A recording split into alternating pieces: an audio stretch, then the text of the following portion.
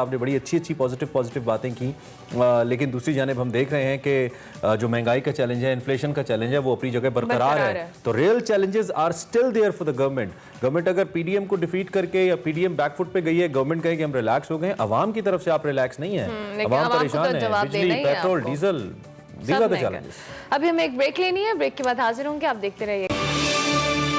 Welcome back to Expresso. जहां पे सियासी उतार चढ़ाव हमारे प्रोग्राम का मुस्तकिल हिस्सा है, वहीं पे महंगाई का मौजू भी अब हमारे प्रोग्राम का मुस्तकिल हिस्सा इसलिए है चूंकि this matter of public concern, और महंगाई कम होके नहीं दे रही है। अब महंगाई में कमी लाना जो चैलेंज है वो तहरीक इंसाफी हुकूमत के लिए सबसे बड़ा है, और पहले दिन से हुकूमत को ये चैलेंज दरपेश है। हम अगर मुआशी अशारियों की बात करें तो हुकूमत मुआशी अशारियों में बेहतरी ला रही है, मगर आवाम को इससे कोई सरोकार नहीं। आवाम ये नहीं देख रही कि जो मैक्रो इकोनॉमिक्स है वो बेहतर हो रही है। आवाम सिर्फ एक ही दुआई दे रही है कि अशाए खुर्रनोश की कीमतों में कमी लाई जाए, इसमें इजाफा हुए जा रहा है। और दूसरी जानिब कल वफाकी काबीना का अहम इजलास हुआ, जहाँ पे वफाकी वज़रा, जैसा कि मैंने पहले भी जिक्र किया, हमाद अजहर और फवाद चौधरी ने मीडिया से गुफ्तगू की और उन्होंने काबीना के 7.8 अरब रुपए के रमज़ान पैकेज की मंजूरी का जिक्र किया।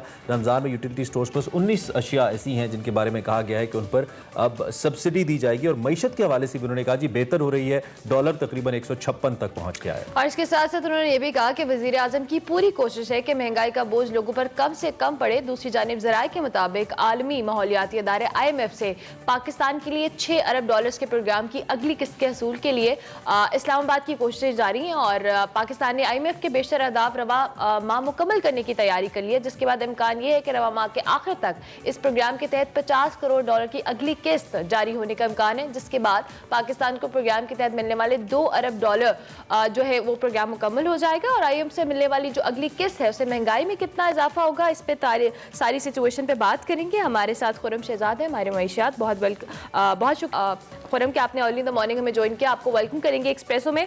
अब हम यही बात कर रहे थे कि मैक्रो लेवल पर तो खुरम माशी इशारे बेहतर हो रहे हैं, और कल की प्रेस टॉक में भी ये कहा गया कि हुकूमत बेहतरी की तरफ जा रही है, बट स्टिल महंगाई तो एक बहुत इंपॉर्टेंट इशू है जो आपका, मेरा, हम सबका कंसर्न है, जिसको सॉर्ट आउट करने में अभी तक हुकूमत नाकाम है। जी बिल्कुल, अस्सलाम वालेकुम। देखिए, पहला सबसे बड़ा इशू यही है कि इस वक्त महंगाई जो है वो एक बड़ा मसला है गवर्नमेंट के लिए भी, और ऑफ कोर्स पब्लिक के लिए तो है ही।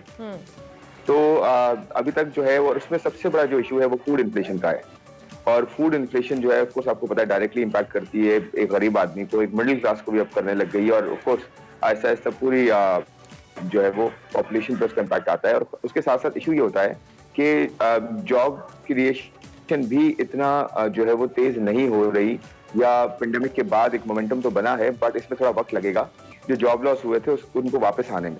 तो देखें, एक तरफ जॉब क्रिएशन में स्लो होना, ग्रोथ का स्लो होना, और दूसरी तरफ महंगाई में इजाफा होना, या महंगाई जो है वो परसिस्टेंटली जो है वो बढ़ते रहना। तो ये दो बड़े प्रॉब्लम्स हैं जो कि की इश्यूज हैं किसी भी गरीब आदमी के लिए। इस पे काबू पाना जरूरी है। और एक अच्छी बात ये हुई है, जैसे आपने कहा कि जो रुपी डॉलर पैरिटी है वो अपनी जगह थोड़ी सी कम हुई है, थोड़ी बेहतर हुई है, थोड़ी इंप्रूव हुई है। और रुपी के इंप्रूव होने की वजह से एक तरफ हमें कोर्स एक्सपोर्ट्स में थोड़ा मसला होगा नेचुरली, लेकिन हमें कंपेटिटिव रहना है। But on the other hand ज्यादा बड़ा फायदा ये कि हमारा जो कर्जजात है उसमें भी रिलेटिवली जो है उसका बर्डन तो थोड़ा कम होता है जो बाहर की अदायगियां होती हैं, क्योंकि डॉलर बढ़ता है तो उसकी अदायगियों में जो है वो ज्यादा जो है वो उसका इम्पैक्ट आता है। तो मेरे ख्याल में इसकी वजह से हमारी इम्पोर्टेड इन्फ्लेशन जो है वो थोड़ी कम होगी। हालांकि ऑयल बढ़ गया है, ये कंसर्निंग फैक्टर, रमजान भी आ रहा है, तो ये एक food inflation plus energy inflation, ये दोनों जो है वो हिट कर सकते हैं। गवर्नमेंट मेरे ख्याल में इसीलिए प्राइसेस बढ़ाई नहीं है। अच्छा, IMF के साथ हमारा प्रोग्राम जब मंजूर होता है तो हमें खुशी तो इस बात की होनी चाहिए कि IMF का जब रोल पाकिस्तान की इकोनॉमी में आएगा तो हम अपनी को बेहतर कर पाएंगे, उसको रिस्ट्रक्चर करेंगे, उसमें कुछ तब्दीलियां लाएंगे। पैसे मिलने की खुशी तो होती है, लेकिन वो पैसा डेट सर्विसिंग में इस्तेमाल होता है।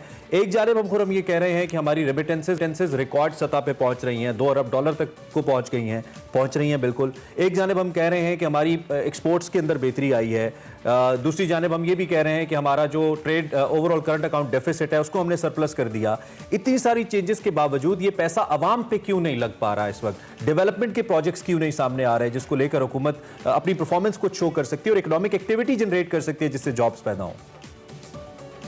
बिल्कुल, देखें, ये बड़ा इंपॉर्टेंट पॉइंट है कि हमें पैसा तो मिल जाता है, लेकिन उस पैसे का यूज क्या होता है। तो हम ये बोलते हैं कि पैसे का यूज बड़ा इंपॉर्टेंट है। अगर जो है IMF से पैसा मिलता है वो प्रोडक्टिव एसेट्स में नहीं लगता, उसका कोई रिटर्न नहीं बनता, तो नेचुरली इसका इम्पैक्ट जो है वो नेगेटिव आता है इकोनॉमी में। हमारी डेट सर्विसिंग बढ़ जाती है, हमारी इन्फ्लेशन में इजाफा हो जाता है, इंटरेस्ट रेट्स में इजाफा हो जाता है, टैक्सेस बढ़ाने पड़ते हैं, उस तरफ जो है सब्सिडीज देनी पड़ती हैं, तो सब्सिडीज को इनफैक्ट कट करना पड़ता है। तो देखिए ये बड़ा प्रॉब्लम है कि हम से पैसा लें या कोई भी कर्जा लें, उसका इस्तेमाल हम सही तरीके से करें। अगर इस्तेमाल सही तरीके से नहीं होगा तो नेचुरली उसका इम्पैक्ट जो है वो नेगेटिव आता रहेगा। तो बेसिकली मसला जो है वो पैसे के इस्तेमाल का ही है। रमज़ान के हवाले से मैं आपसे सवाल करना चाहता हूं, जो कि 7.8 बिलियन गवर्नमेंट दे रही है सब्सिडी, और 19 आइटम्स के ऊपर जो कि बेसिक फूड आइटम्स है, इसका जिक्र आपने भी किया। लेकिन ये स्ट्रैटेजी पिछली कई हुकूमतों की स्ट्रैटेजी से मुख्तलिफ नहीं है। तहरीक इंसाफ की हुकूमत आउट ऑफ द बॉक्स क्यों नहीं सोच पाई, क्यों नहीं सोच पाती खुर्रम?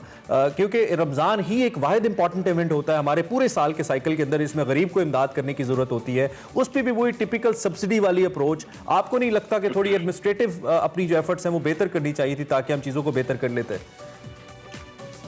बिल्कुल, देखें ये सिर्फ पीटीआई गवर्नमेंट का नहीं है, ये आपने देखा होगा पिछले बहुत सालों से ऐसा होता है कि जब भी रमजान आता है तो उस पे जो है वो प्राइसेस बढ़ जाती हैं, और प्राइसेस बढ़ने की वजह से ऑफ कोर्स एक रोजेदार को बड़ा जो है ना वो शदीद डबल रोजा लगता है, जिसे हम कहते हैं। एक तो रोजा जो है वो गर्मी में होता है, दूसरा उसके अलावा ये प्राइस का जो इम्पैक्ट होता है, ये बहुत बड़ा जो है वो इशू है। इस पे मेरे ख्याल में सारी गवर्नमेंट यही करती है कि पैकेजेस दे देती हैं, बट प्राइस कंट्रोल करती नहीं है कि भाई मार्केट में भी तो जाके देखें कि प्राइस पे इम्पैक्ट कैसे आ रहा है। तो ये बहुत बड़ा चैलेंज है मेरे ख्याल में, सिर्फ गवर्नमेंट का नहीं, हर गवर्नमेंट का रहा है। और हमारे यहाँ भी थोड़ा मॉरल थोड़ा एक एथिक्स भी कोई चीज होती है, मॉरल्स भी कोई चीज होती है। हम सबको सोचना चाहिए एज जो है वो सेलर और जो दुकानदार कि हम क्यों जो है एक्सप्लॉइट करते हैं। ये हम सब अपना भी फर्ज है, सिर्फ गवर्नमेंट का नहीं है, लेकिन गवर्नमेंट को फोर्स अपना रोल प्ले करना चाहिए। ठीक हो गया, गवर्नमेंट को अपना रोल प्ले करना चाहिए। बहुत शुक्रिया खुर्रम शहजाद कि आपने अर्ली इन द मॉर्निंग में ज्वाइन किया। और महंगाई की हम बात कर रहे थे, गवर्नमेंट को इस पे चैलेंज तो बहुत ज्यादा है, हुकूमतों से कुछ मुख्तलिफ भी नहीं, तब्दीली नहीं, वही अप्रोच है। सब्सिडी, हाँ सब्सिडी दे दो, और रमजान के अंदर और यूटिलिटी स्टोर्स में आइटम आते हैं और फिर शॉर्ट हो जाते हैं, और गरीब फिर बाहर से आटा चीनी खरीद रहा होता है, और वही सारा डिस्टर्ब। लेकिन आपने फिर भी घबराना नहीं है। हम ब्रेक लेंगे, ब्रेक के बाद हाजिर होंगे, आप देखते रहिए।